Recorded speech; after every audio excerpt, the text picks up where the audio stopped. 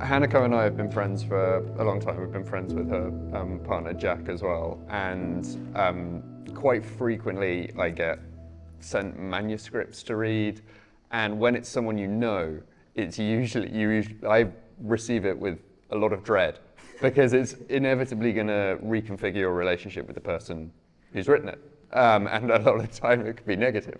And Hanako wrote her book Mongrel, which draws a lot, I think it's fair to say, on your own experience. Comes from a very personal place. Yeah. And comes from a very personal place.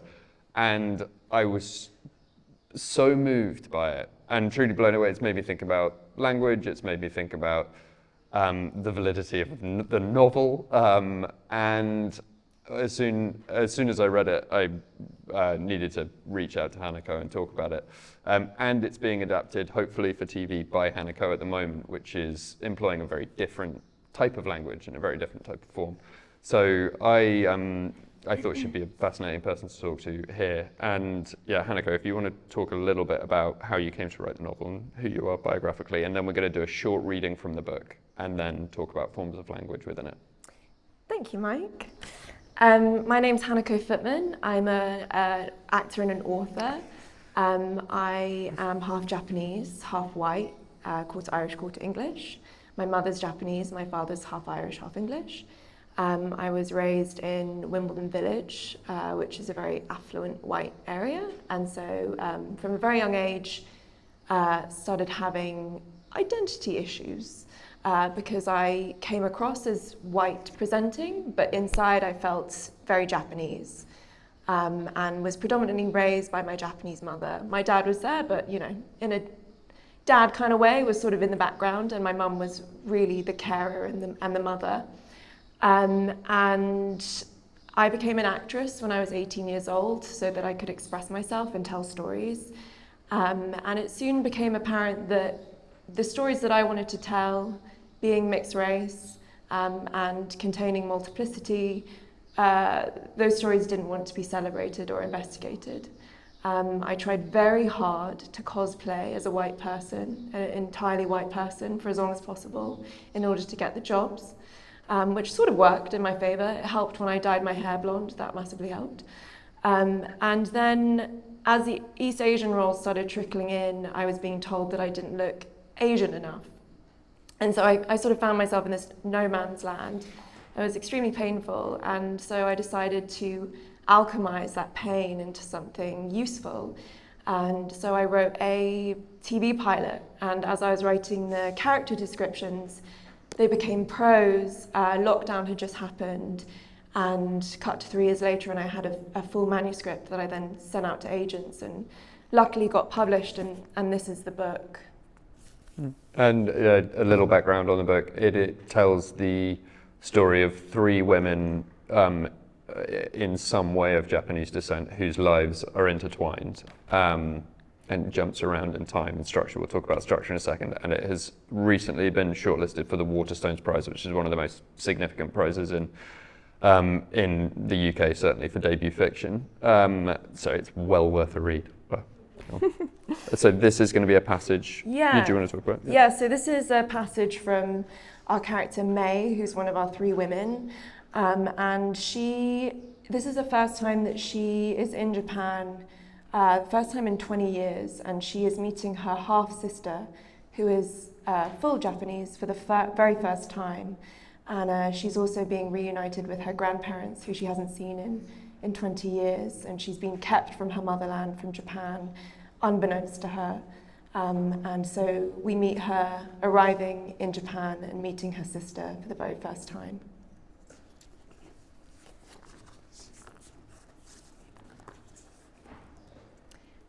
May.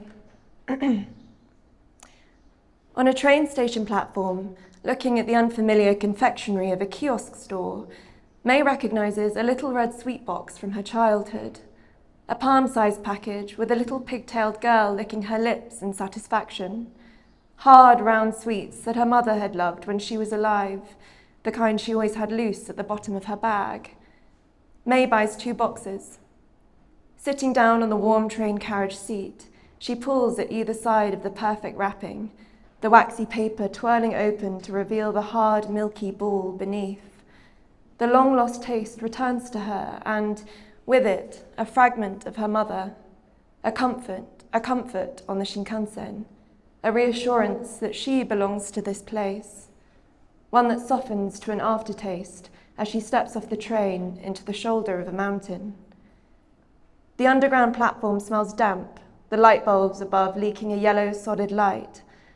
Her steps echo as she walks to the foot of the concrete stairs leading up and out, the fresh air mingling with the dank below.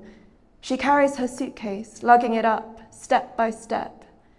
She wipes her upper lip of sweat as she reaches the top, then turns to see a row of silver turnstiles and the bright sunlight of the outside. Her mind has a distant, floating quality as she pulls out the smooth, sharp-edged ticket. As the turnstile bites the ticket out of her hand, May looks across to see a girl outside leaning against a bollard, black hair, slim, and wearing jeans. May's first thought on seeing her sister is that she also should have worn jeans, her bare legs feeling vulnerable and underdressed. She feels a panic as she notices a little white gift bag hanging from her sister's hands. The girl turns her head and looks into the mouth of the station. Their eyes meet. There she is, they think. My sister. May walks forwards into the heat. Konnichiwa, she says. Ah, konnichiwa. Hello, she says, both greeting each other with the other's language. May feels something like pride as she notices her sister's beauty.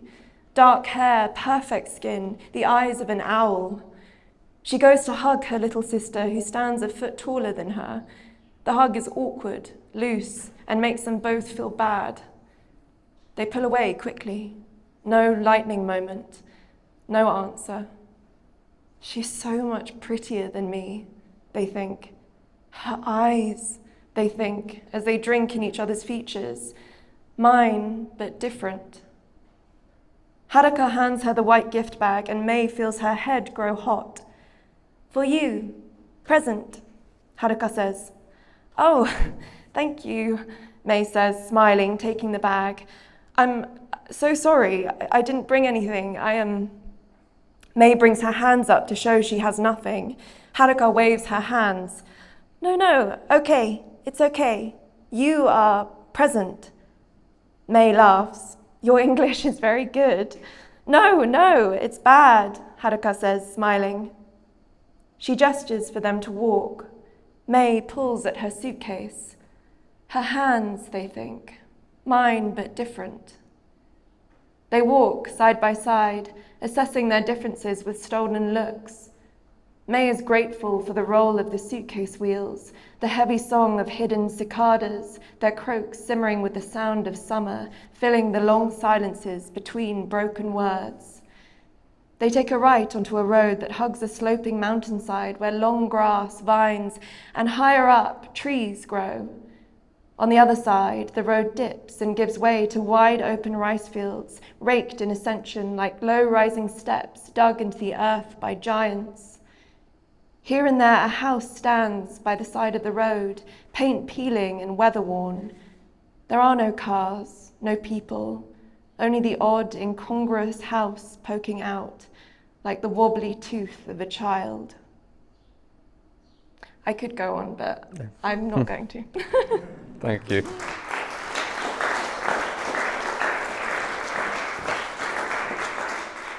So there's loads to talk about with regards to language, I feel, with this book. One of the things that I think we're already hitting upon this morning, and I'm sure a lot of you expected this when we've thought about language, is the inadequacy of language, that there is always going to be a gulf between what one person means with a word and what another person means with a word, and then also the different types of languages, right? Like that there's an act of communication in touch, there's an act of communication in food, there's an act of communication in illustration, as George demonstrated so brilliantly. And one of the things that I'd love to hear about was that a novel is at once descriptive, obviously, but it's also an action, right? Like there is a dramatic structure, and I know everyone who's read the book has felt that you read that passage in isolation and it means one thing, but you read it after the cumulative effect of everything you've carefully selected to come before it, and there's an ocean of emotion that you're drawing upon with those words that you've established prior. How did you come across the structure of the book, and how much were you thinking about that as a language to communicate and to bring emotion out? I was really inspired by Three Women by Lisa Taddeo. That book had a very profound effect on me, and that follows three women. Sloane, can't remember the rest of their names, but it's a very good book. If you haven't read it, you should read it. And that structure follows three different women, chapter by chapter, alternating chapters. And I guess I just copied Lisa Taddeo because she's a genius. And interestingly enough, I'm reading Michael Cunningham's The Hours at the moment, and that follows a similar structure.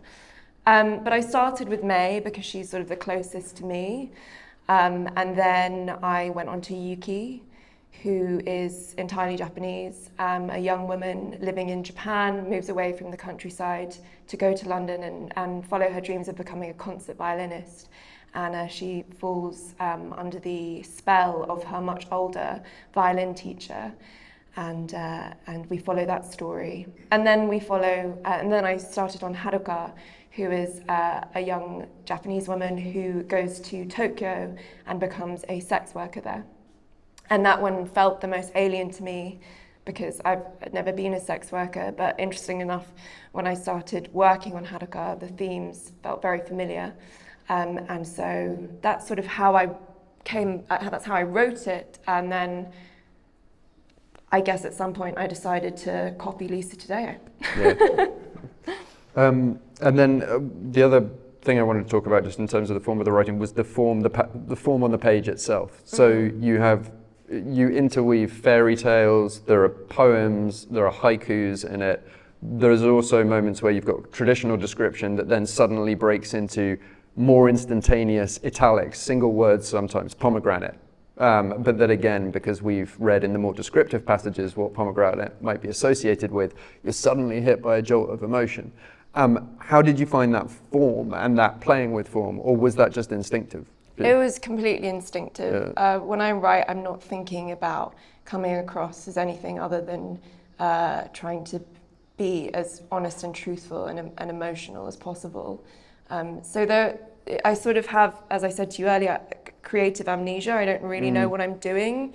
Retrospectively, I just sort of write and then write some more until it's finished. What's the editing process like? Because one of the things we were talking about earlier was precision and how much precision within language helps.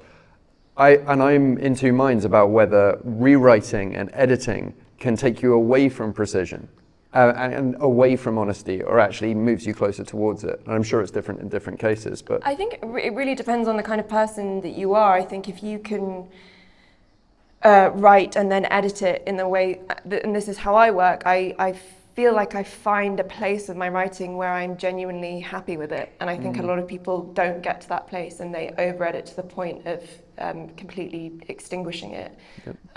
And I luckily don't have that impulse. I kind of get to a point where I'm like, cool, I can move on now. But I do want every sentence to sing as much as possible. So I am quite precise in that sense. I will write and write and write and then go back and hone it. But I'm not I don't kill myself over it. Yeah. And so did you just choose fairy tales when they felt right? You know, was it emotion led, or was there a design? Yeah, I guess the way that I wrote was that I wrote what I wanted to write. So I would start with this scene and then go to a scene that happens many years later. And these were sort of these islands that I would swim to and then eventually fill in the gaps. Yeah. And that was how I wrote the whole thing. But in terms of the fairy tales, I think I just wrote a fairy tale. And I was like, oh, quite like this. How can I put this in the book? And luckily I think it works. Yeah. But I think fairy tales are very interesting because they're the first stories that we are introduced to as children. And so they really build us up to the people that we become, at least in my case. That definitely happened. And this idea of the savior and someone coming along to sweep you off your feet. And I very much had that idea subconsciously placed in me from a very young age. And by writing these fairy tales, I wanted to subvert that and ask the question, well, what if the fairy tales that we read when we were children didn't have a happy ending? What if they were more reflective of the kind of relationships that we have with people and men when we're older? And what would that look like? It would probably fuck us up as children, but it would potentially prepare us for what's to come. And just talking a little bit about language and identity as well, and kind of zooming out a little bit. The three women in the book have different relationships with Japanese. Obviously, Meiko, who has been raised in England and is half white, as you say, doesn't have a firm grip on Japanese, as we heard in the passage. Haruka has been raised in Japan, doesn't have a firm grasp on English. Yeah. And Yuki arrives in England with only a firm grasp on Japanese. How do you feel that language shapes who you are? How do you feel that who you are shapes your use of language? You know, and how much did that influence your writing of the book and your writing of these characters? The introduction to Japanese that I had was from my mother. From my mother's mouth, I was a baby in her arms, and she would murmur Japanese to me. And so, but she never taught it to me, actively taught it to me. So my Japanese is very childlike. And so Japanese for me is a place of great comfort, and I think has hugely shaped who I am. I couldn't really say how. But interestingly, when I'm in Japan and I'm hearing Japanese, even though I can't understand a lot of it, I feel so safe and so held in a way that I don't feel when I'm in the UK or in other countries. And hearing English, which I'm proficient at. So that's interesting. I think, I was thinking about coming here and doing this talk and how intimidating it felt, getting up in front of you all and trying to say intelligent things.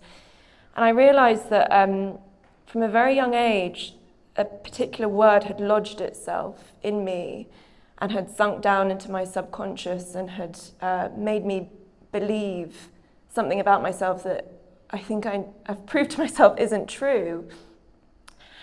And that is the word stupid. I was told from a young age that I was stupid.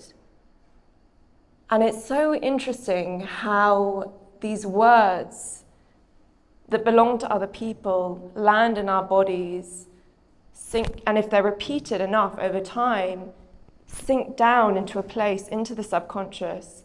And from that place, we are acting and choosing to do things or not choosing to do things. And so me coming here today, I was like, oh God, this is terrifying.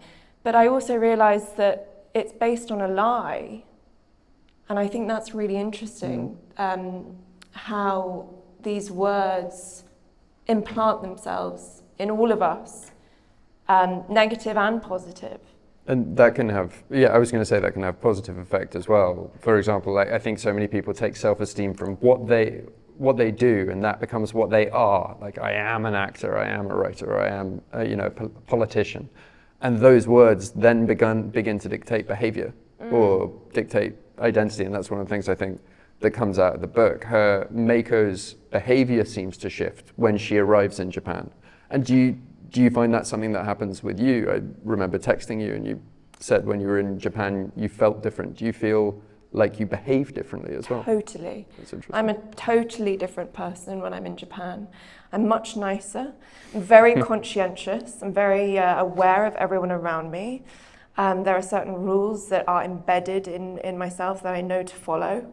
And I get very angry when I see foreigners in Japan and they're man-spreading and they're eating sandwiches on the train. And I'm like, you can't do that. That's not allowed. My mum says that I am so lovely when I speak Japanese. I become a very different woman, which is interesting. And my mum changes when she speaks Japanese too, when she's on the phone to her girlfriends. There's a definite shift. And another thing that features recurrently in the book is language as code and as sort of a system of dictating behavior which you can either fall in line with or not. So Haruka, when she becomes a sex worker, there is a curated system of looks and glances, all of which is a language of communication, and it's a language of communication that's establishing her, that she's using to establish herself as the men want to see her in the book, right? And at the same time, she is groomed by a boy on the internet who says he loves her not with words but with a gif of a bear hugging a heart, right? And there's also a passage where it talks about May trying to learn Japanese and being top of the class next to people who are less authentically Japanese than her, but still her teacher doesn't recognize her as successful or isn't moved by her success, is the word. So was that something you were thinking about with the book, that language can also be something where within a culture you have a higher status if you use it correctly and a lower status if you don't, or you can be shifted out of a culture without that language? When I'm in Japan, I'm not seen as Japanese, and so I have always thought that if I became fluent in Japanese, I would be accepted as a Japanese person more than I am currently, which I think is true. But I have come to the realization that I am Japanese and I don't need to be fluent in my mother tongue in order to be Japanese, I just am. But it's been a very long road to this belief that I have now, conviction that I have now, and does that answer your question? Yes, that does. Yeah. And then one of the things, the characters in the book go through a lot of pain and there's a lot of suffering. And one of the things that I love most about the book is that the final section becomes a sort of transcendent dramatization of union. And actually it's in this place in Japan which the meeting of the two sisters begins, where they can't communicate with language, but you sit in the experience of just spending time together with them and how they share their heritage through food and memories of their mother. And it becomes incredibly moving that through language you are dramatizing its inefficiency, but our other means of communication. Yeah, Go. No, because language isn't just verbal, it's not just the use of words. There's, as you said, the language of food and body language, and before language we just sort of grunted and sniffed each other, which was enough back then.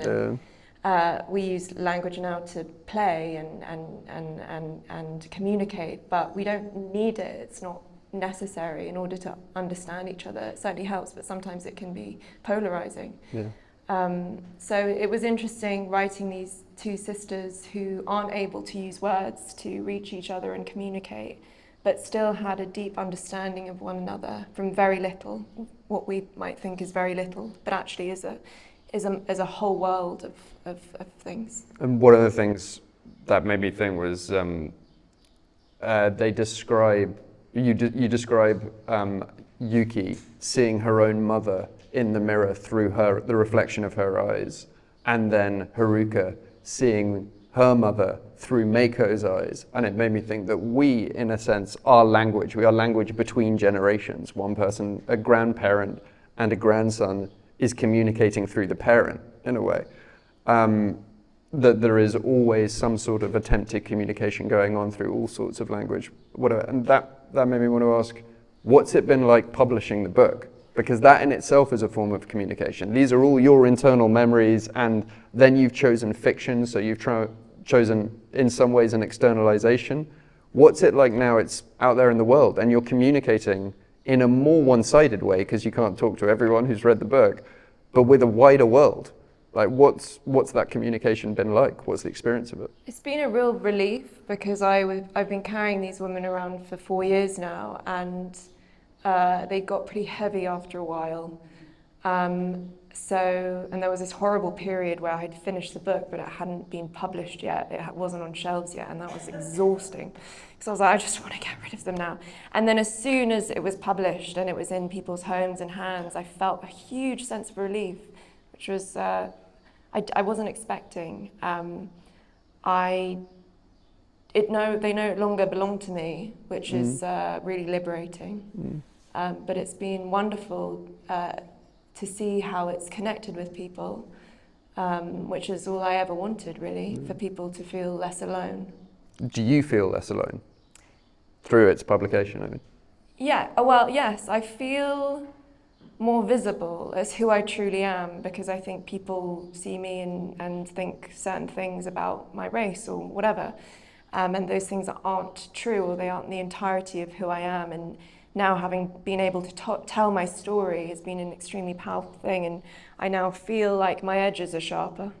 And then the final thing I wanted to ask was, we spoke a little bit earlier, Patty and Ian were talking about language as something that, the semiotics of language, like a word may mean one thing to one person and mean it's something completely different to another. And obviously with the written word, that the potential expansion of that in every individual who reads it is infinite, or is as many people as could read it throughout the rest of time, kind of thing. If it gets adapted to TV, the image becomes much more fixed. And the experience, I don't know if you guys feel this, but the experience of reading a book after you even know that a TV thing exists and you know those actors are in it, it fixes the reading of it in a certain way. Are you worried about the delimiting of the book and the delimiting of the experience of the book in adapting it for TV, or is it just another form that's exciting and expanding? No, I'm not worried. I'm excited. Yeah. I think that when it's done well, TV adaptations can bring a richness to a novel. I've seen it with Big Little Lies and Sharp Objects. I think those are two great examples of TV series that I actually prefer the TV series to the book. I'm not saying that necessarily will happen with Mongrel, I hope not. Although that would be great too, if people hated the book and then watched the TV series and loved it. That would be cool. No, I'm excited by it. I don't think it's limiting. I think it also, some people don't read. A lot of people don't read. And a lot of people watch television. So if it means that those people who don't read and watch television feel seen, fantastic. Thank you to Mike and Very cool. Thank you.